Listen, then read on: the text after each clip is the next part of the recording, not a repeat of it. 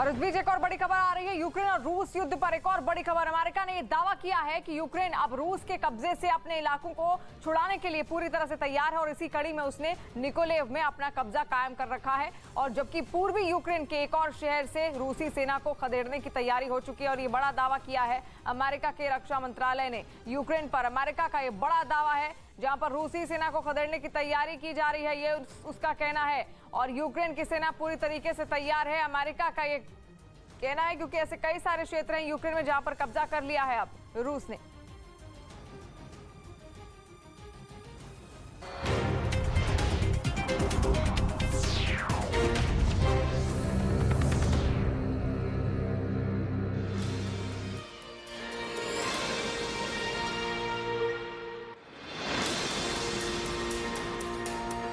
खतरनाक फॉस्फोरस बम है जिसे रूस ने पूर्वी यूक्रेन के डोनेस्क प्रांत के क्रामातोर्स्क शहर में इस्तेमाल किया। यूक्रेन में जारी जंग के बीच वहां के लोगों को हथियार चलाने की ट्रेनिंग दी गई। इसके लिए यूक्रेन की सेना के कुछ जवानों ने उन्हें हथियार मुहैया कराए और फिर ट्रेनिंग कैंप में उनका इस्तेमाल करना भी सिखाया। वहां उन्हें बाकायदा फौजियों की तरह तैयारी कराई गई, जिसके लिए उन्हें हथियारों के साथ आगे बढ़ने, अपने साथी को कवर देने और दुश्मन को देखते ही उस पर गोलियां बरसाने के तरीके सिखाए गए। Їхній страх, і вона викликала їх сюди. फौजी कैंप में ट्रेनिंग लेने वाले ये सारे लोग यूक्रेन के जवानों के साथ मिलकर रूस से लोहा लेंगे। रूस और यूक्रेन की जंग अब तक किसी नतीजे पर नहीं पहुंची है, लेकिन जंग लगातार तेज हो रही है। एक दिन पहले कीव के एक शॉपिंग मॉल पर रूस के मिसाइल हमले का वीडियो सामने आया।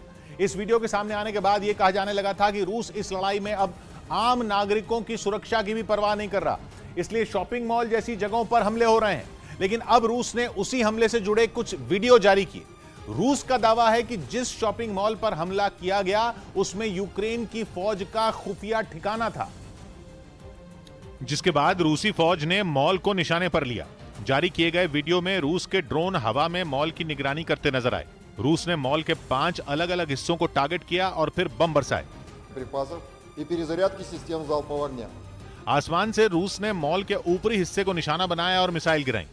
मिसाइल गिरते ही जोरदार धमाका हुआ और चारों तरफ धुएं का गुबार छा गया। रूस ने उन जगहों पर खतरनाक मिसाइलों से हमले किए जहां पर उसे शक था कि यूक्रेन ने अपने हथियार छिपाए थे। लेकिन इस ऑपरेशन को अंजाम देने में रूसी फौज को ड्रोन से काफी मदद मिली, क्योंकि जब फौज बम बरसा रही थी तभी हवा में उसके ड्रोन भी पूरे मिशन पर नजर बनाए हुए थे। बताया गया कि ड्रोन की मदद से ही रूस ने मॉल को निशाना बनाया और उसका वीडियो भी रूस ने जारी किया, जिसमें कुछ ड्रोन आसमान से निगरानी करते नजर आए।